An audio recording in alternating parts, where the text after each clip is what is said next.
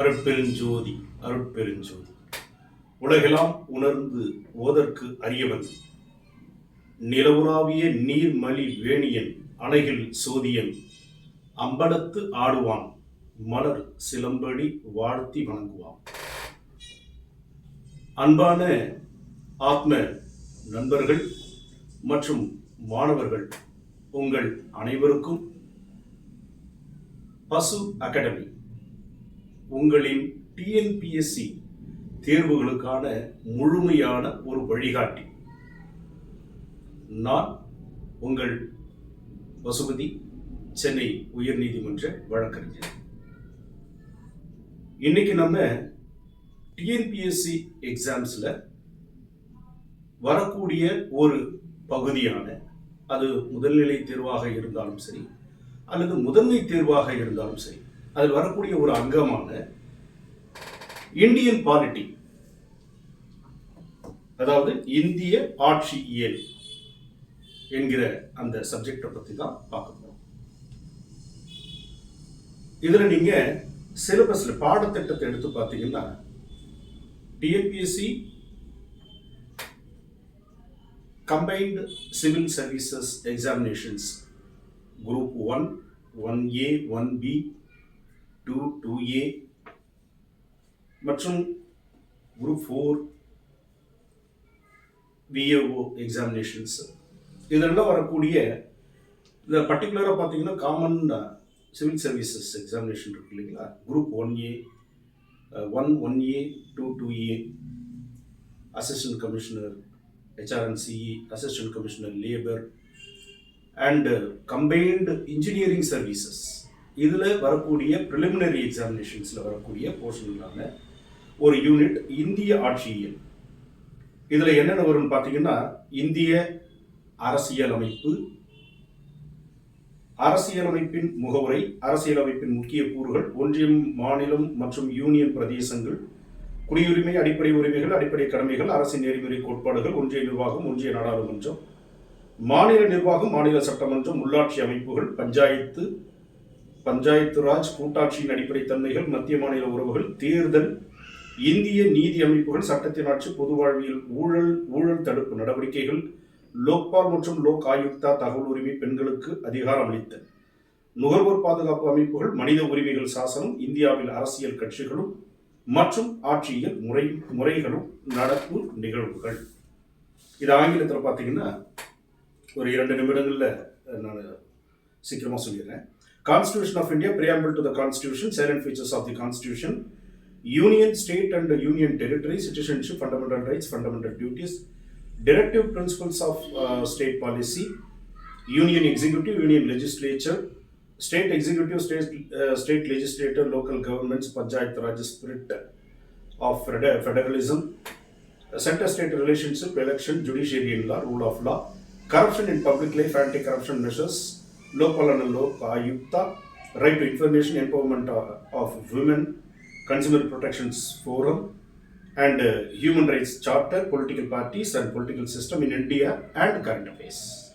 So, இப்போ இந்த syllabus நீங்க டவுன்லோட் பண்ணி வச்சுக்கிட்டு ஒரு பார்ட்டா அந்த யூனிட்டுடைய பெயர் இந்தியன் பாலிட்டி, அது ஒரு எக்ஸாமினேஷன்ஸ்லையும் குறிப்பிட்ட மதிப்பெண்களை கொண்ட ஒரு பகுதியாக உங்களுக்கு கேட்கப்படும்.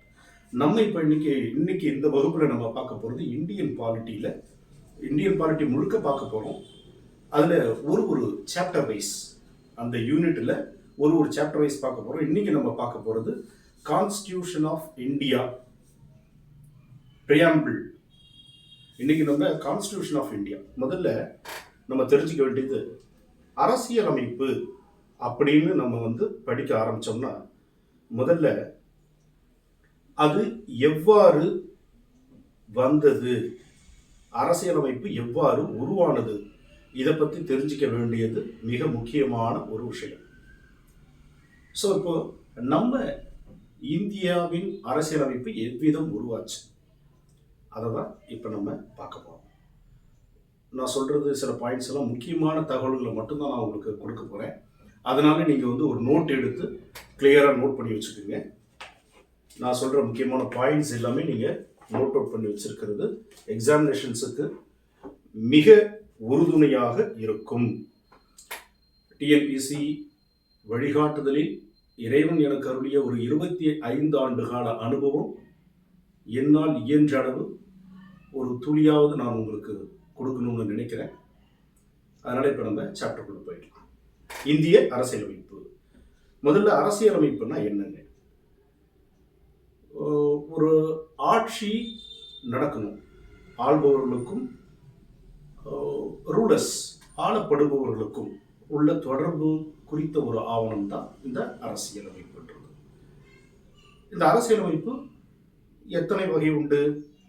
ஒரு குறிப்பிட்ட ஒரு 6 வகையில் நம்ம வகைப்படுத்த முடியும். என்னென்ன? ரிட்டன் கான்ஸ்டியூஷன், எழுதப்பட்ட ஒரு அரசியலமைப்பு. எழுதப்படாத அன்ரிட்டன் கான்ஸ்டியூஷன், எழுதப்படாத அரசியலமைப்பு.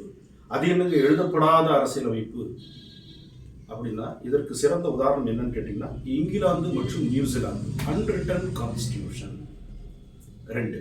3வது ஃப்ளெக்சிபிள், நெகிழும் தன்மையுடைய அரசியலமைப்பு. 4வது நெகிழாத தன்மையுடைய அரசியலமைப்பு. அது ரிஜிடுன்னு சொல்லலாம். நான் ஃப்ளெக்சிபிலிட்டி ரிஜிடுன்னு நீங்க சொல்லலாம். ஸோ அப்போ 4 பார்த்தாச்சு. அடுத்ததாக 5 யூனிட்டரி, ஒற்றையாட்சி அரசியலமைப்பு. 6 கூட்டாட்சி அரசியலமைப்பு, தட் இஸ் ஃபெடரல். அப்போ இந்த மாதிரி ஒரு 6 வகையில இந்த அரசியலமைப்பை நம்ம வகைப்படுத்த முடியும். இந்த கூட்டாட்சின்ற ஒரு ஃபெடரல்ன்றது நமக்கு நல்லா தெரியும். என்ன இருக்கணும்? ஃபெடரல்னா என்ன இருக்கணும்? மாநிலங்கள் ஒன்றிணையும் பொழுது ஒரு கூட்டாட்சி தத்துவம் உருவாகும் இல்லைங்களா? அதுதான் கூட்டாட்சி தத்துவம். இப்போ நம்ம இந்தியாவுடைய அரசியலமைப்பு குறித்த அடுத்த தகவலுக்கு உள்ள போவோம். நான் குறிப்பிட்ட தகவல்கள் மட்டும், அதாவது எக்ஸாம் பர்பஸ்க்காக உங்கள் தேர்வின் அடிப்படையில் முக்கியமான நகர்வுகளுக்கான தகவல்களை மட்டும்தான் நான் சொல்கிறேன். எலாபரேட்டாக படிக்கிறவங்க புத்தகம் வாங்கி கொஞ்சம் படிச்சுக்கிறது நல்லது. ஆனால் நம்மளுடைய இந்த காணொளி டிஎன்பிஎஸ்சி வகுப்புகளில் எதிர்கொள்ள தேவையான தகவல்களை மட்டுமே குறியாக வைத்து கொடுக்கப்படுகின்ற ஒரு நிகழ்வு. வாங்க இப்போ நம்ம போவோம். இப்போ இந்திய அரசியலமைப்பினுடைய வளர்ச்சி,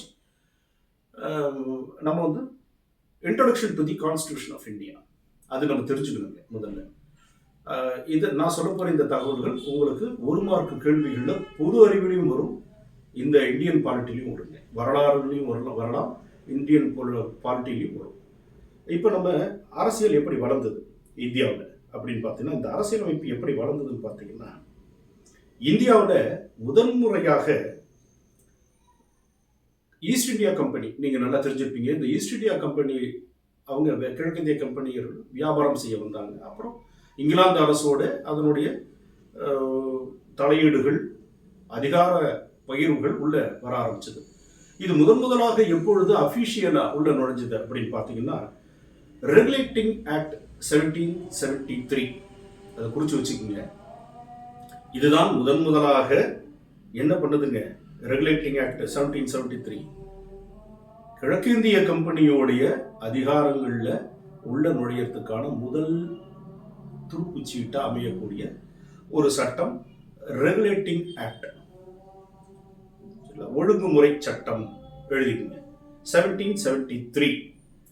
இந்த 1773ல தான் இதில் ஒரு சுவாரஸ்யமான விஷயம் இருக்கு. என்னன்னு கேட்டிங்கன்னா, அப்போ ராபர்ட் கிளைவ், நீங்கள் நல்லா தெரிஞ்சிருப்பீங்கன்னு நினைக்கிறேன், படையெடுக்க படை தளபதிகளில், ஆங்கில படை தளபதியில் ஒருத்தர் ராபர்ட் கிளைவ். இவர் வெற்றி அடைந்த பின்னு என்ன பண்றாங்கன்னு கேட்டிங்கன்னா, இவர் வங்காளத்தின் கவர்னராக நியமிக்கப்படுகிறார். ராபர்ட் கிளைவ் 1757ஆம் ஆண்டு குறிச்சு வச்சுக்கோங்க. 1757ஆம் ஆண்டு இந்தியாவின் முதல் கவர்னர் ஆஃப் பெங்கால், வங்காளத்தின் கவர்னர், ஆளுநர் ராபர்ட் கிளைவ். அதன் பிறகு இந்த ரெகுலேட்டிங் ஆக்ட் வந்ததுக்கு அப்புறம் இவங்க என்ன பண்றாங்கன்னா, இந்த கவர்னர் ஆஃப் பெங்கால், சென்னையில் ஒரு கவர்னர் இருக்காரு, பாம்பேல ஒரு கவர்னர் இருக்காரு. இந்த கவர்னர்களை எல்லாம் என்ன பண்றாங்க, இந்த ஆக்ட், ரெகுலேட்டிங் ஆக்ட், இந்த ஒழுங்குமுறை சட்டம் 1773 அது வந்ததுக்கு பிறகு கவர்னர் ஆஃப் பெங்கால் என்னவா மாறுறாருங்க? கவர்னர் ஜெனரல் ஆஃப் பெங்கால்னு மாறுறாருங்க. ஸோ முதலாக கவர்னர் ஜெனரல் ஆஃப் பெங்கால் அப்படின்னு உருவாக காரணமாக இருந்தது இந்த ஒழுங்குமுறை சட்டம் 1773. குறிச்சு வச்சுக்கோங்க சார். இப்போ வந்து கவர்னர் ஆஃப் பெங்கால் இப்போ கவர்னர் ஜெனரல் ஆஃப் பெங்கால் மாறிட்டார். யார் சார் முதல் கவர்னர் ஜெனரல் ஆஃப் பெங்கால் அப்படின்னா இது ஒரு முக்கியமான கேள்வி. குறிச்சு வச்சுக்கோங்க. Warren Hastings 1773.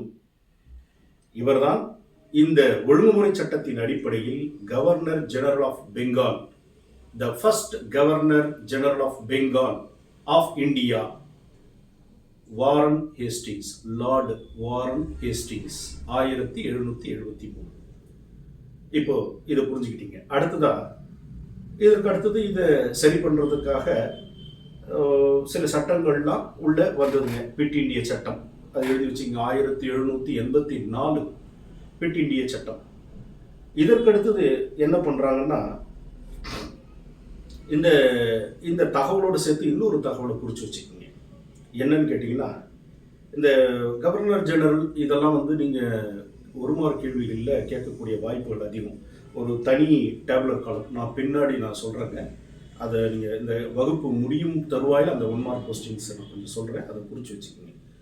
இப்போ நம்ம வந்து இந்தியாவில் இந்த கிழக்கிந்திய கம்பெனி இதனுடைய நிர்வாகம் மற்றும் வர்த்தகத்தை ஒழுங்குபடுத்துவதற்கு அடுத்த கட்டமாக அந்த பிட் இந்தியா ஆக்டுக்கு அப்புறம் என்ன பண்ணுறாங்கன்னா, 20 ஆண்டு கால இடைவெளி கொண்டு ஒரு 4 சார்ட்டர் ஆக்ட் அப்படின்னு சொல்லுவோம், சாசன சட்டம். எப்போ வந்தது குறிச்சு வச்சுக்கீங்க. சார்ட்டர் ஆக்ட் 1793, சரிங்களா? சாசன சட்டம் 1793. சார்ட்டர் ஆக்ட் 1813 சாசன சட்டம் 1813. சார்ட்டர் ஆக்ட் 1833 சாசன சட்டம் 1833. சார்ட்டர் ஆக்ட் 1853 சாசன சட்டம் 1853. இது இந்த 4 சட்டங்கள். இது இடைவெளி பார்த்தீங்கன்னா உங்களுக்கு 4ம் 20 ஆண்டு கால இடைவெளிகளில் இருந்திருக்கும். இந்த சட்டங்கள் எதற்காக கொண்டு வந்தாங்க அப்படின்றத இப்போ நம்ம பார்க்கலாம். இந்த சாசன சட்டம் 1793 அப்படின்னு சொன்னேன் இல்லைங்களா, அது எதுக்காக கொண்டு வந்தாங்க? இந்த நிறுவனத்தின், இந்த ஈஸ்ட் இந்தியா கம்பெனி இருக்கு இல்லைங்களா, இந்த நிறுவனத்தினுடைய வணிக ஏகபோகத்தை ரினியூவல் பண்றதுக்காக கொண்டு வந்த சாசன சட்டம் தான் இந்த 1793.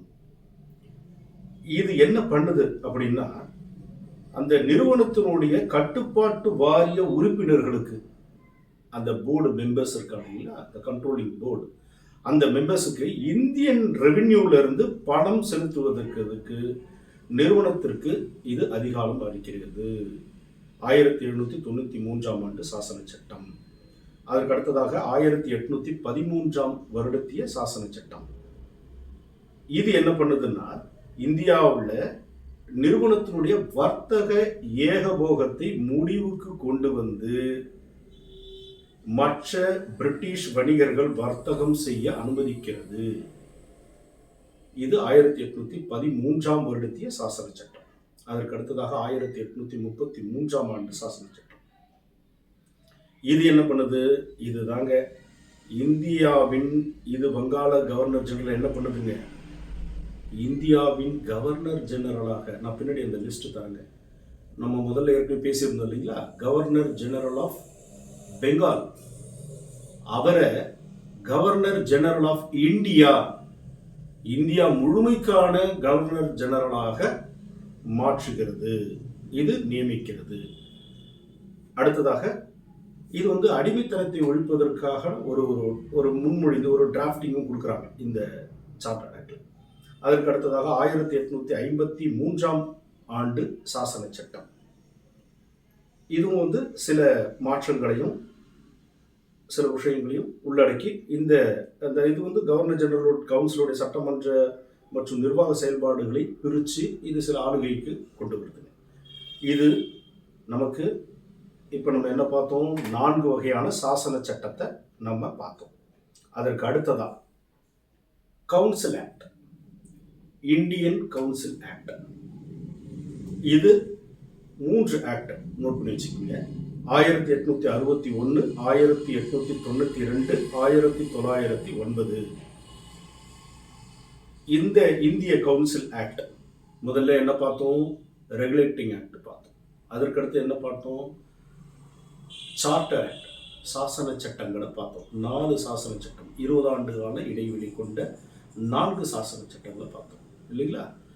அதற்கடுத்து முக்கியமாக என்ன பார்க்குறோம்? இப்போ council act, Indian council act 1861, Indian council act 1892, Indian council act 1909. 3 council act. இந்த கவுன்சில் சட்டம் நிறைய அரசியலமைப்பு மாற்றங்களை இது உருவாக்குகிறது. என்ன உருவாக்குது? இந்திய கவுன்சில் சட்டம் 1861 சின்னதாக ஒரு சின்ன கீ பாயிண்ட் போட்டுக்குங்க. இது அதிகாரத்தை பிரிட்டிஷ் மகுடத்திற்கு மாற்றியது. கம்பெனி அதிகாரத்தை யாருக்கு மாற்றுது? பிரிட்டிஷ் கிரவுன் இருக்காங்க இல்லைங்களா, அவங்களுக்கு மாற்றுது. இந்த நிர்வாக குழு இருந்தாங்க இல்லைங்களா, இந்த நிர்வாக குழுவை அமைச்சரவையாக மாற்றியது. போர்ட்ஃபோலியோ கொண்டு வராங்க இங்க, சரிங்களா? அதற்கடுத்து பார்த்தீங்கன்னா இந்தியர்களுடைய பங்கேற்புக்கு இது உதவி பண்ணுது. சில அதிகாரப்பூர்வமற்ற உறுப்பினர்களாக இந்தியர்களை கவர்னர், ஆளுநர் ஜெனரல் இவங்க அனுமதிக்கலாம் அப்படின்னு கொண்டு வருதுங்க.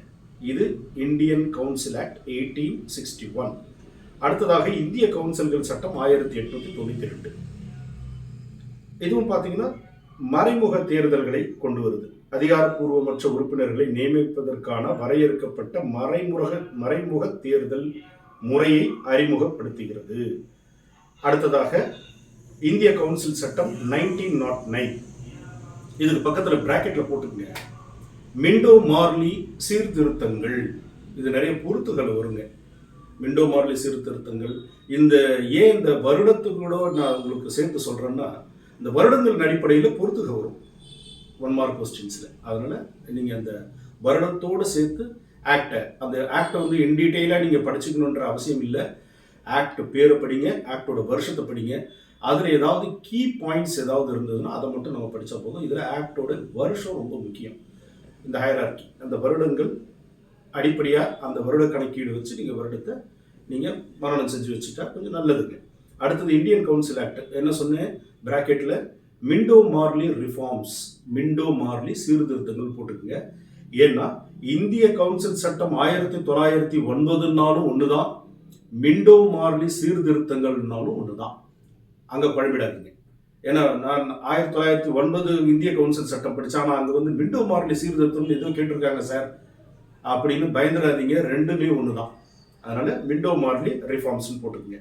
இதில் என்ன சீர்திருத்தம் கொண்டு வந்தாங்கன்னா, இந்த இந்திய கவுன்சில் ஆக்ட் 1909ல் நேரடி தேர்தலை அறிமுகப்படுத்துறாங்க. அதுக்கடுத்தது ரொம்ப முக்கியமான விஷயம் என்னன்னா, தனி வாக்காளர் தொகுதி. அதாவது முஸ்லிம்களுக்காக இந்த தனி வாக்காளர் தொகுதியை கொண்டு வராங்க. இது இந்திய கவுன்சில் சட்டம் 1909. இப்போ நம்ம வந்து என்னென்ன பார்த்துருக்கோம்? ரெகுலேட்டிங் ஆக்ட் பார்த்தாச்சு. அதுக்கடுத்து சார்ட்டர் ஆக்ட் ஒரு 4 ஆக்ட் பார்த்துட்டோம். அடுத்தது இந்தியன் கவுன்சில்ஸ் ஆக்ட் ஒரு 3 ஆக்ட் பார்த்துட்டோம். அதுக்கடுத்த டெவலப்மெண்ட் இதில் நம்முடைய இந்தியன் கான்ஸ்டியூஷனில் அடுத்த கட்ட டெவலப்மெண்ட் என்னதுங்க? 3 ஆக்டை பார்த்துட்டோம் இல்லையா? அடுத்ததாக என்ன? மாண்டேகு செம்ஸ்ஃபோர்ட் ரிஃபார்ம்ஸ், மிண்டோ மார்லி பார்த்தோம். அதுக்கடுத்து என்ன பண்ணோம்? இந்திய அரசு சட்டங்கள் 2 சட்டங்கள் இருக்கு. கவர்மெண்ட் ஆஃப் இந்தியா ஆக்ட் 2 போட்டு, கவர்மெண்ட் ஆஃப் இந்தியா ஆக்ட் 1919, இந்திய அரசு சட்டம் 1919. இதை ஒரு பிராக்கெட்ல போட்டுக்குங்க. மாண்டேகு செம்ஸ்ஃபோர்டு சீர்திருத்தம். முதல்ல 1909 என்னங்க சொன்னேன்? மிண்டோ மார்லி சீர்திருத்தம். 1919 மாண்டேகு செம்ஸ்ஃபோர்டு சீர்திருத்தம். இது முக்கியமான இந்த 2 ஆக்டும் ரொம்ப முக்கியம். Minto Morley reforms and Montagu Chelmsford reforms. இந்த ரெண்டு வார்த்தைகளும் புரிஞ்சு வச்சுக்கோங்க. ஒன்று வந்து என்னங்க சட்டம் வரும்? என்ன சொல்லுங்க? Council act. 1909ன்றது கவுன்சில் ஆக்ட், 1990ன்றது government of India act. So அப்போ இதுக்கு ரெண்டு வார்த்தைகள் நீங்கள் பிரயோகிக்கலாம். இந்திய அரசு சட்டம் 1919 ஒன்று தான். மாண்டேகு செம்ஸ்போர்டு சட்டம் அல்லது மாண்டேகு செம்ஸ்போர்டு சீர்திருத்தம் அப்படின்னாலும் ஒன்று தான். சரிங்களா? இந்த மாண்டேகு செம்ஸ்போர்டு சீர்திருத்தத்தில் என்னென்ன கொண்டு வராங்க அப்படின்றத நம்ம பார்க்கலாம். இப்போ இந்த மாண்டேகு செம்ஸ்போர்டு இதில் என்ன கொண்டு வராங்கன்னா டயார்கி, இரட்டை ஆட்சி முறையை கொண்டு வராங்க. ஸோ இரட்டை ஆட்சி முறை முதலாக அறிமுகப்படுத்தப்பட்டது இந்த சட்டத்தில் தான், இந்த மாண்டேகு செம்ஸ்போர்டு ரிஃபார்ம்ஸ் இதில் தான். ஏன்னா கவர்னர் வசம், இது இரட்டை ஆட்சி முறைனா என்னங்க அப்படின்னா ஒன்றும் இல்லைங்க, ரிசர்வ்டு டிரான்ஸ்ஃபர். அதாவது கவர்னர் வசம் சில குறிப்பிட்ட அதிகாரங்கள் இருக்கும், இந்திய அமைச்சர்கள் வசம் சில குறிப்பிட்ட அதிகாரங்கள் இருக்கும். இதுதான் இரட்டை ஆட்சி முறை, டயார்கின்னு பேருங்க. அதே போல பை கேமரலிசம், அதாவது இரண்டு அவைன்னு இருக்கு இல்லைங்களா, இது மாநிலங்களவை மற்றும் சட்டப்பேரவை, இது அறிமுகப்படுத்தப்பட்டது இந்த 1919 மாண்டேகு செம்ஸ்போர்டு ரிஃபார்ம்ஸ். அதே போல இது வந்து பெண்களுக்கு முதன்முறையாக வாக்குரிமை வழங்கப்பட்டது. இது நோட் பண்ணிக்கோங்க. இது ஒரு தெரிஞ்சிக்க வேண்டிய ஒரு முக்கியமான விஷயம். பெண்களுக்கு என்ன பண்ணுச்சு, வாக்குரிமையை கொடுத்தாங்க. அதற்கு அடுத்தது என்ன பார்த்தோம், இப்போ நம்ம இந்திய அரசியலமைப்பு சட்டத்தில் ஒரு ஸ்டேஜ் பை ஸ்டேஜாக பார்த்துட்டு வந்தோம். முதல்ல என்ன பார்த்தோம், ரெகுலேட்டிங் ஆக்ட் முதல்ல வந்தது, அதுக்கு அடுத்தது பிட் இந்திய சட்டம் இடையில வந்தது, அதுக்கப்புறம் 4 பட்டய சட்டங்கள் வந்தது, அதற்கு அடுத்தது என்ன வந்ததுங்க, கவுன்சில் ஆக்ட் வந்தது, இந்திய அரசு சட்டம், அதுக்கு அடுத்தது இந்திய அரசு சட்டம் 2 வந்தது. ஒன்று நம்ம சொல்லியிருக்கோம். இப்போ அடுத்து 2வது சட்டம் இந்திய அரசு சட்டம் 1935. குறிச்சு வச்சுக்கோங்க, இந்திய அரசு சட்டம் 1935. இந்த இந்திய அரசு சட்டம் 1935 தான் இந்திய அரசியலமைப்பு சட்டத்தின் மூல வேர். அதில் என்னென்ன ரெஃபர்மேஷன் வருதுன்றத ஒரு சில பாயிண்ட்ஸ் மட்டும் நான் உங்களுக்கு முக்கியமான தகவல்களை கொடுக்குறேன், குறித்து வச்சுக்கோங்க.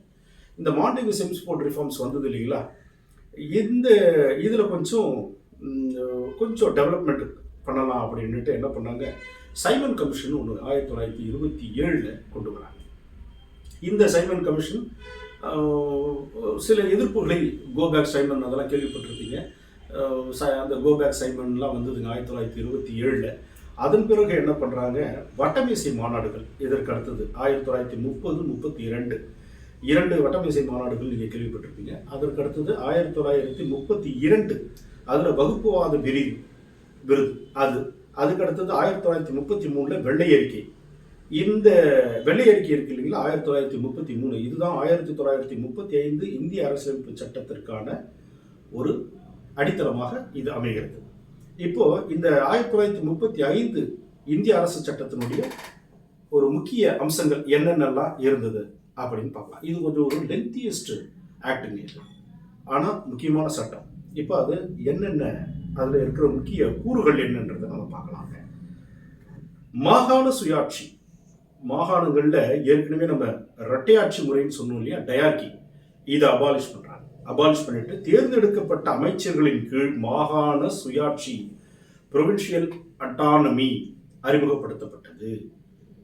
அதற்கு அடுத்தது மத்தியில இரட்டை ஆட்சி முறையை அது கொண்டு வந்தாங்க. மத்திய அரசுல பாதுகாப்பு, வெளியுறவு போன்ற முக்கிய துறைகள் கவர்னர் ஜெனரல் வருஷம் எப்படி இப்போ நம்ம இன்னைக்கு இருக்கிற அந்த பேஸ் தான் அப்போ. அதற்கு அடுத்தது என்ன ஆச்சு, ஒரு முக்கியமான விஷயம் என்ன நடந்ததுங்க, அதிகார பகிர்வு. இப்போ நீங்க நம்ம ஒரு 3 பட்டியல் நம்ம பார்ப்போம் இல்லைங்களா, மத்திய பட்டியல், மாகாண பட்டியல், பொதுப்பட்டியல் அப்படின்னு ஒரு 3 பட்டியல். State list, central list, general list, நம்ம ஒரு காமன் லிஸ்ட் ஒன்று பிரிப்போம் இல்லைங்களா ஜெனரல்னு. அதுபோல இந்த 3 பட்டியல் அறிமுகப்படுத்தப்பட்டது, பிரிக்கப்பட்டது 1935 இந்திய அரசு சட்டத்தில். அதற்கு அடுத்தது என்ன ஆச்சு, ஒரு முக்கியமான விஷயம் என்ன நடந்ததுங்க, 1937 டெல்லியில ஒரு கூட்டாட்சி நீதிமன்றம் நிறுவப்படுவதற்கு அடிப்படையாக அமைந்தது இந்த சட்டம், ஃபெடரல் கோர்ட். அதற்கடுத்தது ஒரு மிக முக்கியமான ஒரு விஷயம் என்னங்க, ஆர்பிஐ, நாட்டின் நாணயம் மற்றும் கடன் கட்டுப்பாட்டை நிர்வகிக்க ரிசர்வ் வங்கி இந்த சட்டத்தின் அடிப்படையில் தான் அமைக்கப்பட்டது. ஸோ நீங்கள் கேள்விப்பட்டிருப்பீங்க imperial bank of India, so இதை நீங்கள் வந்து இந்திய ரிசர்வ் வங்கியுடைய மூலம் எதுங்க 1935 இந்த சட்டம் தான். அதற்கடுத்தது என்னாச்சு, அதிகார பகிர்வு நம்ம சொல்லிட்டோம் இல்லையா, ரிசர்வ் வங்கி சொல்லிட்டோம். அதுக்கடுத்தது என்னாச்சு, சென்னை மாகாணம். இதுல ராஜாஜி என்ன பண்றாருங்க, வெற்றி பெற்று 1937 நடைபெற்ற தேர்தலில் வெற்றி பெற்று சென்னை மாகாணம் ஒரு மிகப்பெரிய ஒரு ராஜ்யமாக பறந்து விரிந்து இருந்தது. இது எல்லாமே 1935 நமக்கு இந்த அளவுக்கு போதுங்க. விரிவாக பார்க்கும்போது நம்ம மெயின் எக்ஸாமினேஷன்ஸில் வரும்போது இன்னும் நம்ம டெப்த்தாக பார்க்கலாம். இப்போ தற்போதைக்கு இது போதுங்க. அதற்கு அடுத்த வரிசையில் என்ன பார்த்தோம், இப்போ 1919 பார்த்தாச்சு, 1935 பார்த்தாச்சு. அதற்கு அடுத்தது மவுண்ட் பேட்டன் திட்டம். ஜூன் 3 அல்லது மவுண்ட் பேட்டன் திட்டம், இந்திய பிரிவினை திட்டம் 1947. இதுதான் விடுதலைக்கான, நமது இந்திய அரசின் விடுதலைக்கான ஒரு வழிவகைகளை நிர்ணயிக்கிறதுக்காக இது வந்ததுங்க. இது என்ன பண்ணுது, இந்த இடையில என்ன பண்றாங்க, அமைச்சரவை தூதுக்குழு ஒரு சில பரிந்துரைகளை கொடுத்து ஜூலை 1946 இந்திய அரசியல் நிர்ணய சபைக்கு தேர்தல் நடக்குது. ஸோ எழுதிக்கிங்க, ஜூலை 1946 இந்திய அரசியல் நிர்ணய சபைக்கு தேர்தல் நடத்தப்பட்டது. இதுல எத்தனை பேர் இருக்காங்க, 389 பேர் அரசியல் நிர்ணய சபைக்கு தேர்ந்தெடுக்கப்படுகின்றனர். இந்திய அரசியல் சபையில் இடம்பெறாத 2 முக்கிய தலைவர்கள் யாருன்னா, 1 மகாத்மா காந்தி, 2 முகமது அலி ஜின்னா. இந்த அரசியல் நிர்ணய சபை 26/7/1947 பாகிஸ்தான் அரசியல் நிர்ணய சபை ஏற்படுத்தப்பட்டதால இந்திய அரசியல் நிர்ணய சபையின் உறுப்பினர்களின் எண்ணிக்கை 389 299 குறையுது.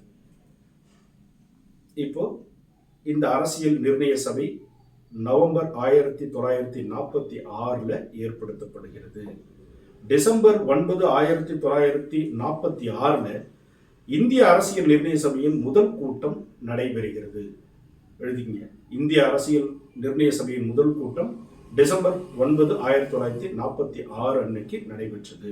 இந்த கூட்டத்தில் தற்காலிக தலைவராக தேர்ந்தெடுக்கப்பட்டவர் திரு சச்சிதானந்தன் சின்ஹா. இது 1 மார்க் எழுதிக்கங்க. அடுத்ததாக டிசம்பர் 11, 1946 அன்னைக்கு நடைபெற்ற இந்த இந்திய அரசியல் நிர்ணய சபையின் கூட்டத்தில் நிரந்தர தலைவராக டாக்டர் ராஜேந்திர பிரசாத் நியமிக்கப்படுகிறார். துணைத் தலைவராக H.C. முகர்ஜி, சட்ட ஆலோசகராக B.N. ராவ் இவங்க தேர்ந்தெடுக்கப்படுறாங்க. டிசம்பர் 13, 1946 நடைபெற்ற கூட்டத்தில் ஜவஹர்லால் நேரு ஒரு நோக்க தீர்மானத்தை, அப்ஜெக்டிவ் ரெசல்யூஷனை முன்மொழிகிறாங்க. இந்த நோக்க தீர்மானம் 22/1/1947 இந்திய அரசியல் நிர்ணய சபையால் ஏற்றுக்கொள்ளப்படுகிறது.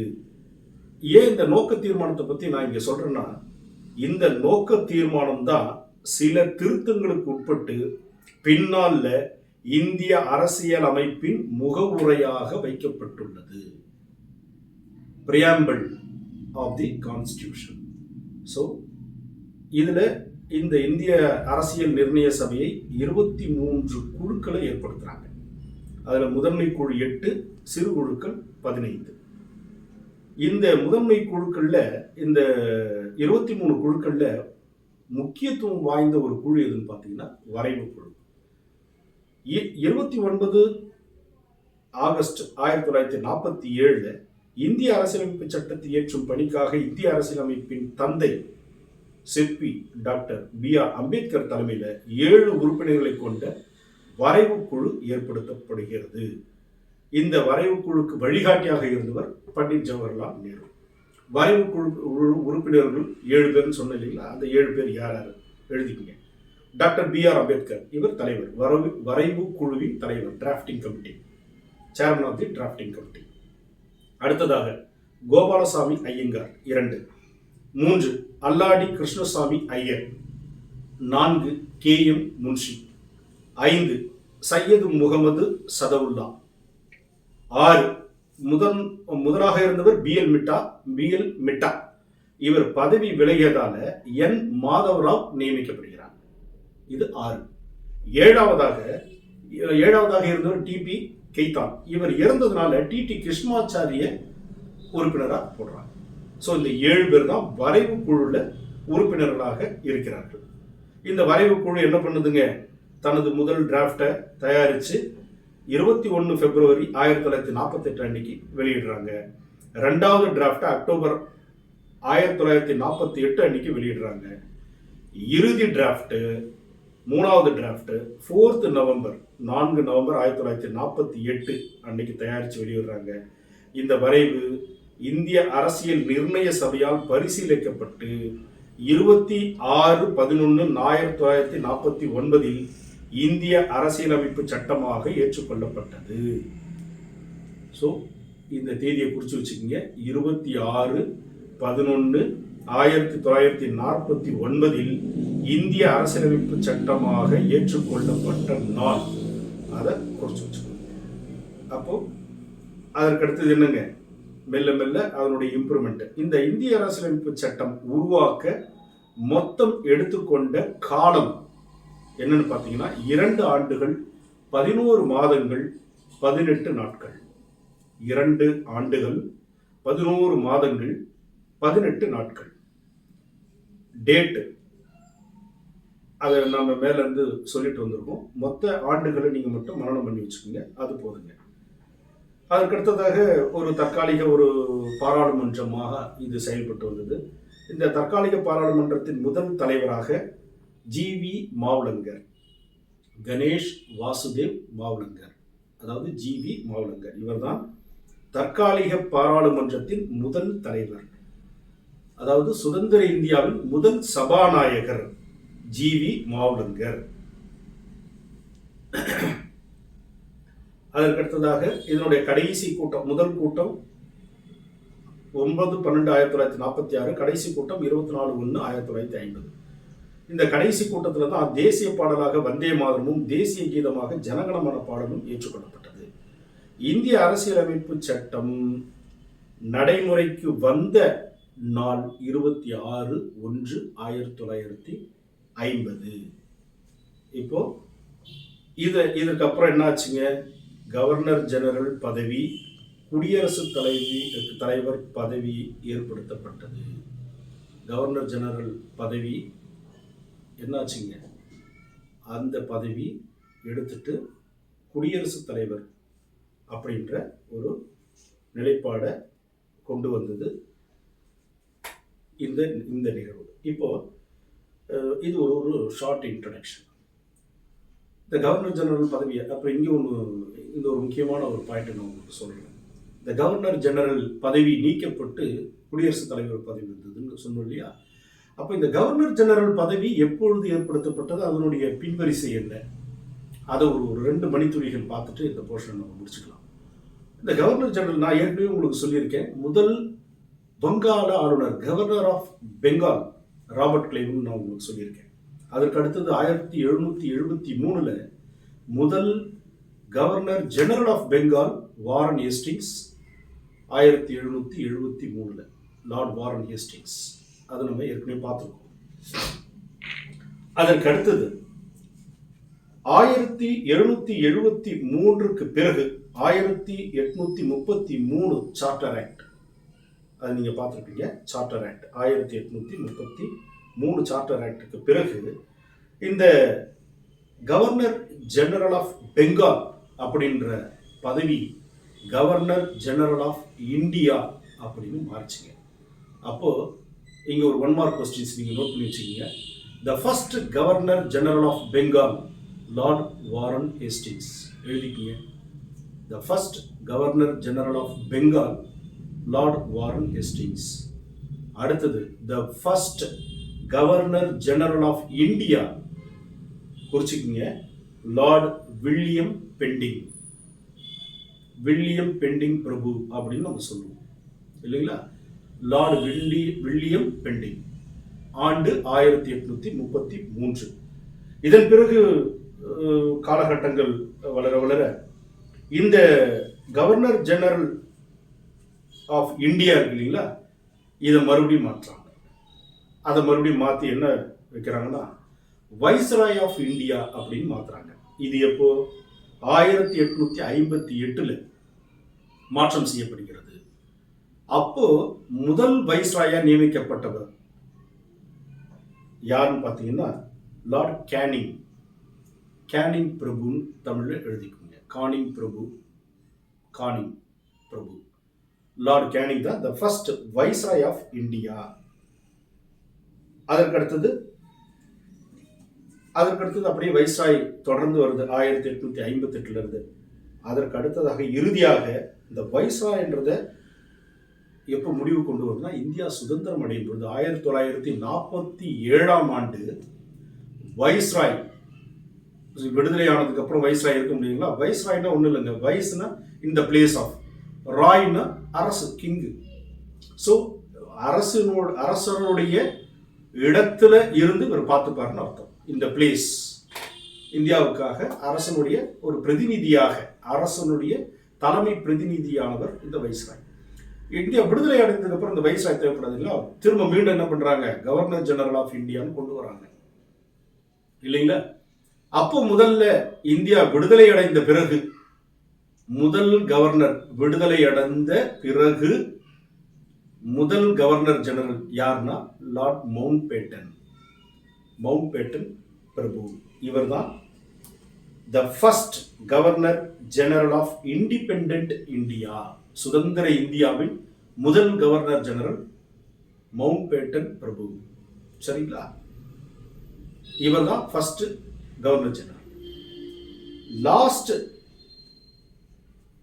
இண்டிபெண்டன்ட் இந்தியாவுடைய ஃபர்ஸ்ட் கவர்னர் ஜெனரல் போட்டிங்க இல்லைங்களா, லாஸ்ட், அதாவது அதற்கு அடுத்ததாக ஃபர்ஸ்ட், இதுவரையும் நம்ம வந்து கவர்னர் ஜெனரல் ஆஃப் இந்தியா பார்த்தோம், லார்ட் மவுண்ட் பேட்டன் பிரபு. அதற்கு அடுத்ததாக விடுதலை அடைந்த பிறகு சக்கரவர்த்தி ராஜகோபாலாச்சாரியர் கவர்னர் ஜெனரலா நியமிக்கப்படுகிறார். அப்போ இங்க ஒரு புரிதல் வேணும். சுதந்திர இந்தியாவின் முதல் கவர்னர் ஜெனரல் அப்படின்னு கேட்டால் லார்ட் மவுண்ட் பேட்டன் பிரபு. சுதந்திர இந்தியாவின் முதல் இந்திய governor general, Indian, the first Indian governor general of independent India அப்படின்னு கேட்டா சக்கரவர்த்தி ராஜகோபாலாச்சாரியார். அதற்கு அடுத்தது குடியரசுத் தலைவருடைய அந்த மாற்றங்கள் நான் சொன்னேன் இல்லைங்களா, அது வந்துடுது. அதனால கவர்னர் ஜெனரல் ஆஃப் இந்தியா அப்படின்ற பதவிகள் வந்து காலாவதி ஆயிடுது. அப்போ கடைசி கவர்னர் ஜெனரல் யார் வருவார்? சக்கரவர்த்தி ராஜகோபாலாச்சாரியார். சுதந்திர இந்தியாவின் கடைசி கவர்னர் ஜெனரல் அவர் தான். இப்போ நம்ம என்ன பார்த்துருக்கோம், இந்த இந்திய அரசியல் அமைப்பு உருவாகுவதற்கு முன்பு எந்தெந்த வழிகளில் எப்படியெல்லாம் இது பயணப்பட்டு வந்தது அப்படின்றத பார்த்தோம். அன்பு நண்பர்களே, மாணவ செல்வங்களே, இப்போ நம்ம பார்த்தது இன்ட்ரடக்ஷன் டு தி கான்ஸ்டியூஷன். அடுத்த பகுதியில் பிரியாம்பிள் ஆஃப் தி கான்ஸ்டியூஷனை பற்றி நம்ம பார்க்க போகிறோம். அடுத்த வீடியோவில் நம்ம இது குறித்து விரிவாக பார்ப்போம். உங்களுக்கு புரிகிற வகையில் எளிமைப்படுத்தப்பட்டு டிஎன்பிஎஸ்சி கேள்விகளுக்கு தகுந்த விடையளிக்கும் வகையில் தான் நான் சில குறிப்புகளை உங்களுக்கு கொடுத்துட்டுருக்கேன். உங்களுக்கு ஏதாவது சந்தேகங்கள் ஏதாவது இருந்தால் கீழே இருக்கிற இந்த நம்பருக்கு கால் பண்ணுங்கள். நிச்சயமாக சித்தர்களுடைய பேரோடு நீங்கள் நிச்சயமாக வெற்றி பெறுவதற்கான அனைத்து வல்லமையும் அந்த இறைவன் உங்களுக்கு கொடுப்பார். அடுத்த வீடியோவில் உங்கள்கிட்ட சந்திக்கிறேன். உங்களிடமிருந்து விடைபெறுவது உங்களின் வழக்கறிஞர் பசுபதி. நன்றி, வணக்கம்.